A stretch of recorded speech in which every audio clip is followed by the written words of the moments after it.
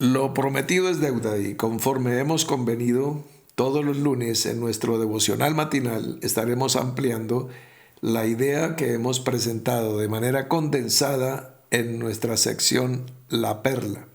Desafortunadamente y tristemente, todavía leo comentarios inmediatamente después de La Perla en la asamblea sabática de personas que escriben: ay, se cortó, ay, quedó faltando.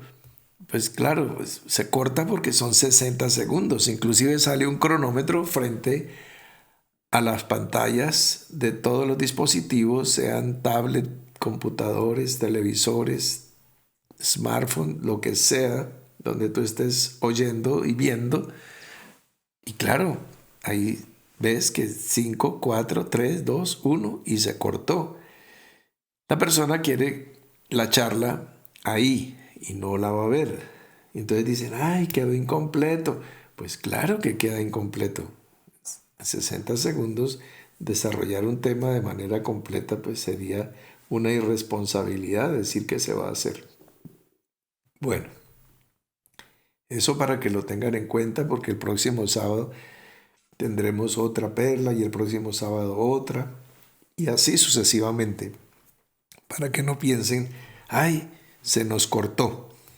Bueno, entonces estábamos considerando el capítulo 6 de Isaías, el relato en el que el profeta vio al Señor. Esa es su experiencia y lo puso por escrito.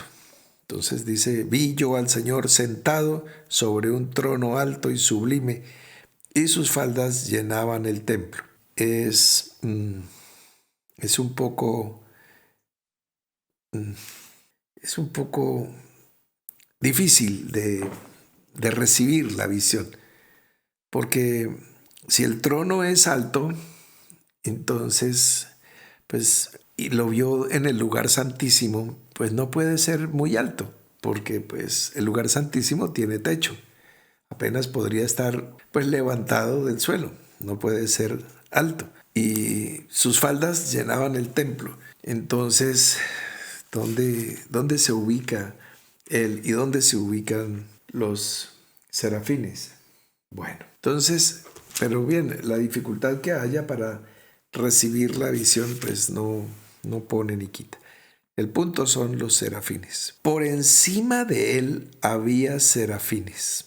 Entonces, bueno, volvemos al mismo punto. Por encima de él había serafines. Entonces, son estas criaturas o seres espirituales grandiosos, gloriosos, y están por encima del Señor que está sentado en el trono. Y todo está debajo del techo del templo. Entonces, ¿qué tan alto podría ser si por encima de él estaban los serafines? Entonces, bueno, es una composición de tiempo, modo y lugar. Los planos del templo están ahí descritos en el libro de los Reyes, y después hacemos estudio de medidas para que podamos tener una visión en perspectiva de las medidas de la visión que tuvo Isaías. Muy bien. Había serafines. Cada uno tenía 6 alas. Con 2 cubrían sus rostros, con 2 cubrían sus pies y con 2 volaban. Tenían 6 alas. De acuerdo a la angelología como materia infaltable de la teología sistemática, entonces existen distintas instancias y jerarquías en el mundo espiritual, específicamente en el plano de las criaturas angelicales. A partir de los ángeles están, pues, en la base los ángeles, que son los espíritus ministradores a los hombres, los arcángeles que están directamente ocupados en el servicio a Dios, los principados que son hipotéticamente los que reparten los dones espirituales, las potestades, las virtudes, las dominaciones. Las virtudes son las que hacen los milagros de parte de Dios. Las dominaciones son las que trabajan con relación a los gobiernos del mundo. Esa enseñanza no la doy yo, la da la teología. O sea, cuando yo sacaba 10 en los distintos trabajos teológicos, 10 de calificación, ponía como requisito que no me preguntaran lo que yo creía, sino lo que querían que yo contestara. Y entonces yo contestaba lo que querían oír y sacaba 10. Bueno, entonces también están los tronos que se ocupan de la obra de Dios, están los querubines que son pues de 4 alas, los otros son de 2, estos ya son de 4 alas, que son los que supuestamente manejan la plenitud del conocimiento. Y después vienen los serafines que, como acabamos de ver, tienen 6 alas. Estos son como seres flamígeros, o sea, son unas criaturas posiblemente en forma de serpiente, pero con pies ondulantes como serpiente, pero con rostro posiblemente humano, pero pues no lo describen tampoco porque se cubren el rostro y los pies con 2 pares de alas. Entonces esto significa pues bueno, 6 alas, pues si están para atender el trono de Dios, pero 6 es el número de hombre, es para tener un trabajo muy alto de Dios, pero con respecto al hombre. Por eso son 6 alas. El rostro cubierto y los pies cubiertos, pues, es la identidad y, y su andar. La pregunta, por ejemplo, si son seres espirituales, ¿por qué tienen pies? O sea, ¿para caminar en dónde? Se podría entender la figura de las alas para volar. Entonces, bueno, pero tienen los pies que nos hablan del andar y están cubiertos. O sea, se necesita una revelación para que tú puedas saber el andar y la identidad de este ser.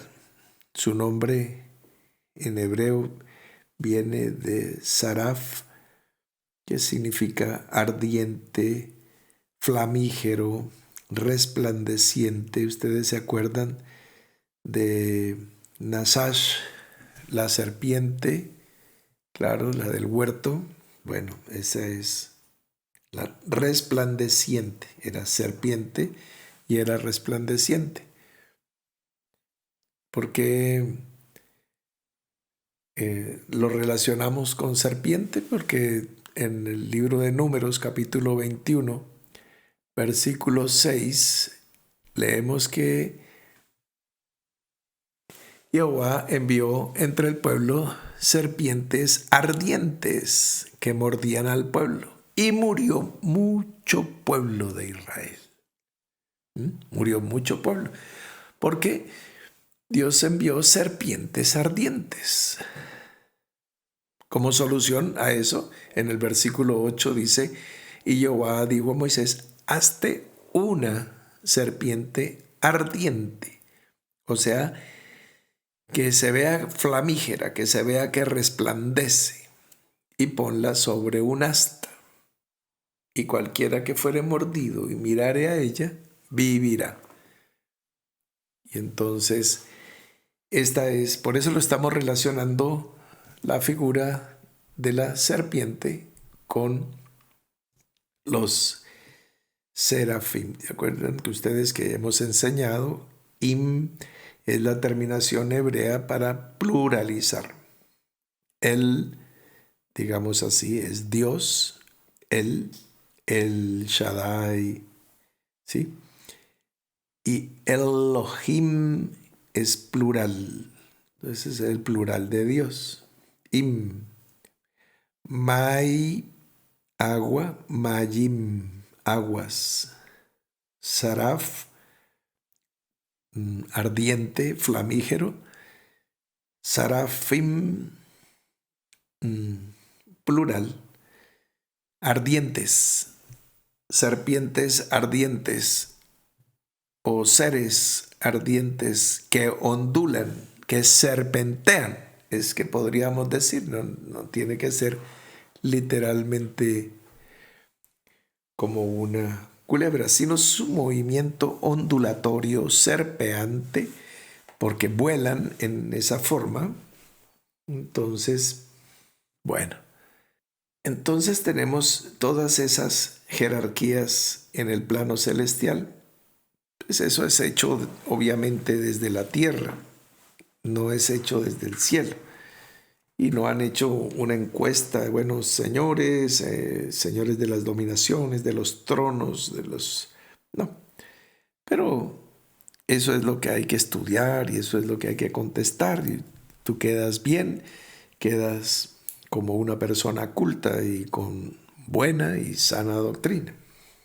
Bien, pero si nos circunscribimos al texto, al relato bíblico, pues empezamos a encontrar pues cosas interesantes para reflexionar, como por ejemplo, en dónde se ubicaba el Señor que vio Isaías, en dónde se ubicaba, sabiendo pues que el Señor Jesús dice en Juan capítulo 12, versículo 41, que a Dios nadie lo ha visto jamás. Dijo Jesús. Entonces, ¿a quién vio Isaías? Bueno, dice Isaías al rey Jehová de los ejércitos. Bueno, o no era, o él no era Dios, o no era Jehová, o que estamos asomándonos ya como a otro misterio bíblico, pero lo que estamos es apenas desenredando nuestra enseñanza de la perla. Entonces, si son seres espirituales, la pregunta es, ¿los pies son para andar sobre qué? Las alas son para desplazarse, pero ¿quiere decir que los afecta la ley de la gravedad? Si dejan de aletear, ¿se caen? Si se caen, ¿caen de pie y caminan? ¿Cómo funciona? ¿Cómo opera? ¿Son espíritus ministradores? El Señor Jesús en la cruz dijo que si Él pidiera al Padre, Él le daría más de 12 legiones de ángeles para guardarle o protegerle. Mateo capítulo 26, versículos 53. Ustedes lo miran en su casa, no vamos a leer todo porque se nos fatigan. El exceso de lectura bíblica es perjudicial para el sueño matutino. Entonces muchas lecturas que pueden espantar el sueño, y menos si estamos hablando de estos seres. Bien, inclusive la figura de serpiente voladora nos la trae el mismo Isaías en el capítulo 14, versículo 29. ¿Sí? ¿La leemos o ustedes toman la cita? Leámoslo. Bueno, aquí va. No te alegres tú, Filistea toda, por haberse quebrado la vara del que te hería, porque de la raíz de la culebra saldrá áspid, y su fruto serpiente voladora. De la raíz de la culebra, o sea, de lo que queda ahí en la tierra, saldrá áspid. Ya de suyo el áspid es una serpiente venenosa, peligrosa, pero no es suficiente con eso. Dará fruto y su fruto será todavía más peligroso. Una serpiente voladora. Si un áspid ya es suficientemente peligrosa y es un animal que se arrastra sobre la tierra, ¿qué tal que te llegue una serpiente volando que te entre por la ventana de la casa. Eso sí ya es un complique, ¿verdad? Bien, esto nos recuerda ese pasaje de Santiago, capítulo 1, versículo 15, que dice: entonces la concupiscencia, después que ha concebido, da a luz el pecado. Y el pecado, siendo consumado, da a luz la muerte. Recuerden ustedes que hablamos que la concupiscencia es la madre del pecado y el pecado es la madre de la muerte, porque da a luz la muerte. ¿Quién? El pecado siendo consumado. Santiago 1:15. Entonces la raíz de la culebra viene siendo la abuela, el áspid, la mamá y la serpiente voladora,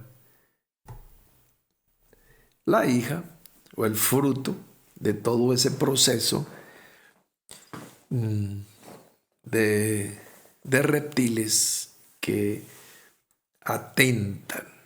Pero mira que la respuesta que Dios da contra las mismas serpientes ardientes o flamígeras que envió es otra serpiente, figura que tomó el mismo Señor Jesús, porque Él dijo: así como la serpiente fue levantada en el desierto, el Hijo del Hombre será también levantado, dando por el Espíritu a entender que si nosotros ponemos los ojos en Él, entonces haremos inocuo, inútil, el veneno de la serpiente flamígera que pueda morder a alguno cuando se esté atravesando el desierto. Ahora, ¿por qué llegaron esas serpientes?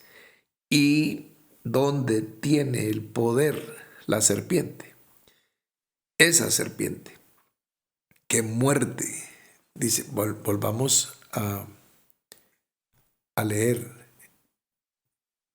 Jehová envió entre el pueblo serpientes ardientes que mordían al pueblo. No envió serpientes constrictoras como la boa, como el güío, como la anaconda, que los envolvían y los ahogaban. No, para eso están las tarjetas de crédito, los bancos, para eso están los préstamos gota a gota, para eso están todas esas serpientes constrictoras que ahogan y sofocan a aquellas personas que piensan que la solución a los problemas económicos está en endeudarse. Nunca, es una fantasía, una ilusión. Nunca tomes un peso, un dólar prestado de nadie, si no es porque lo vas a poner a producir más del interés que te vale pagarlo. Pero si es para consumo o para pagar deudas, estás cavando tu propia fosa financiera. Pero ese no es nuestro tema. Nuestro tema son los serafines. Eso era una cuña, patrocinio del mago enmascarado. Y volvemos a nuestro tema. Serafines. ¿Para qué tomó tenazas para coger el carbón? Si es un ser flamígero, si es un ser de fuego, porque el Señor hace de sus ministros llamas de fuego. ¿Por qué? ¿Para no quemarse? Porque no era para no quemar a Isaías, porque era para quemar precisamente la boca de Isaías y purificarla por medio de fuego. Entonces, ¿para qué las tenazas? Esa era mi pregunta original. ¿Y cómo explicamos, siendo que la epístola a los Hebreos capítulo 9, versículo 22 nos dice que de acuerdo a la ley, las cosas son purificadas por la sangre y que sin derramamiento de sangre no hay remisión? ¿Cómo pudo el serafín hacer remisión y decirle eres limpio de pecado, ¿m? Sin derramar sangre. Un serafín. ¿Qué pasó? No, pues tenemos distintas teorías y conjeturas. Pues que Dios perdonó el pecado y le mandó decir eso con el serafín. Entonces fue Dios quien lo perdonó, no el serafín. Ah, bueno, entonces Dios puede perdonar por medio de la palabra. Sí, porque perdonó a Isaías. Entonces, ¿para qué envió a su Hijo, Cordero de Dios, para que derramara su sangre si Dios podía perdonar el pecado? ¿Por qué no envió a un profeta o al mismo Hijo, pero no al sacrificio, para traer las buenas nuevas? He aquí yo os digo, mi Padre os perdona todos los pecados por medio de un decreto celestial. A partir de la fecha todos están en paz, todo el que crea este mensaje. Y ya. Pero se necesitó el derramamiento de sangre porque sin derramamiento de sangre no hay remisión. Y si se necesita el derramamiento de sangre para remisión, ¿cómo un serafín pudo dejar limpio de pecado a Isaías? Son preguntas para que te adentres. Cuando el pajarito es pequeñito, se le da todo masticado, se regurgita en su pico.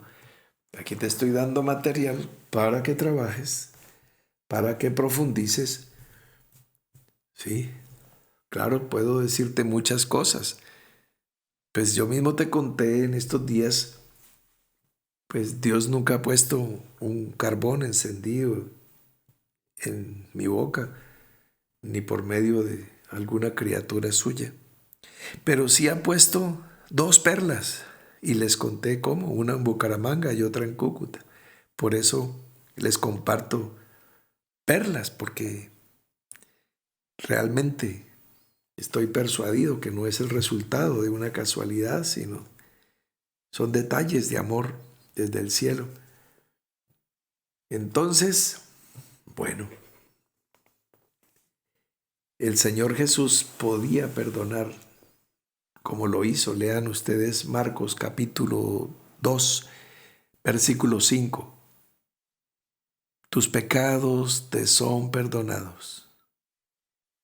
Toma tu lecho, le decía un paralítico, y anda. Ay, no, hoy es Shabbat, no se puede cargar con una camilla. Pero, ¿qué es más fácil? ¿Perdonar los pecados o levantar al paralítico? No, los pecados no los perdona sino Dios. Ahí está el Señor de gloria mostrando, evidenciando su divinidad, la presencia, la llenura de Dios en su vida. Mira qué cosa hermosa. ¿Ves? ¿Sí la estamos viendo? Bueno, entonces, finalmente, cuando Dios le mandó a hacer esa serpiente flamígera a Moisés, y siglos después, durante el reinado de Ezequías, entonces él gobernó en Judá a partir de sus 25 años, gobernó 29 años en Jerusalén y dice que hizo lo recto. Segunda de Reyes 18:4 dice, quitó los lugares altos y quebró las imágenes y cortó los símbolos de acera e hizo pedazos la serpiente de bronce que había hecho Moisés, porque hasta entonces le quemaban incienso los hijos de Israel, y la llamó Neustán. Se ha traducido en un literalismo básico como cosa de bronce. O sea, esto es una cosa, no es un ídolo, no tiene fuerza. Pero como la están adorando, entonces la rompió en pedazos. Si el pueblo de Israel, como dice allí, los hijos de Israel, en vez de adorarla, la tuvieran en un museo de historia de la revelación y dijeran, bueno, mire, aquí tenemos la vara de Moisés, aquí tenemos la mitra de Aarón, aquí tenemos la serpiente de bronce. Y entonces la gente pregunta, y como en un museo. Entonces seguramente hubiera quedado hasta la posteridad. ¿Por qué se encendió el celo de Ezequías? Porque se volvió un objeto de adoración. Era una cosa de bronce. El problema no está en la cosa de bronce. El problema está en que los hijos de Israel le quemaban incienso, atribuyéndole poder a la cosa. Los ídolos tienen ojos y no ven, tienen oídos y no oyen. Semejantes a ellos son los que confían en ellos.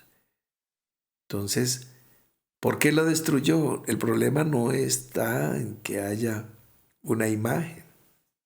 Pues tú puedes señalar y condenar como idólatra a una persona que tenga una estatua, una imagen, ¿no? Puede ser un adorno, un recuerdo. Tú debes proceder como Ezequías, donde estás viendo que hay perdición allí, pero la cosa en sí misma no le hace daño a nadie. Pero bueno, ese tampoco es el tema. Entonces, allí tenemos al Señor, dice que lo vio Isaías, y estaba en lo alto del templo y por encima de los querubines. Muy bien. Entonces, los serafines, los ardientes, los que arden, los de las 6 alas. Entonces, bueno, espero que hayamos tenido un poco más de remojo, un poco más de amplitud. Ahí tenemos algunos textos bíblicos y bueno, esto es lo que podemos parar. Ya estamos en la mañana avanzada y entonces podemos después mirar más sobre estos espíritus bienaventurados o estos seres del plano espiritual, del mundo espiritual, que están al servicio y se denominan todos unos con otros genéricamente como ángeles. Por eso su materia de estudio es la angelología. Sí, entonces, después de Dios, supuestamente este es el primer nivel. Unos tienen rostro de animal y 6 alas. Otros tienen varias caras. Otros tienen la cara cubierta y no sabemos qué hay ahí. Los vamos a encontrar también en Apocalipsis, etcétera, etcétera.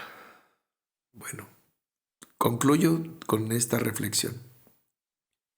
Las serpientes tienen su poder en la boca y Dios se la envió a Israel precisamente porque estaban murmurando contra Dios y contra Moisés. Entonces les envió serpientes ardientes, serpientes flamígeras, que los mordían y los mataban.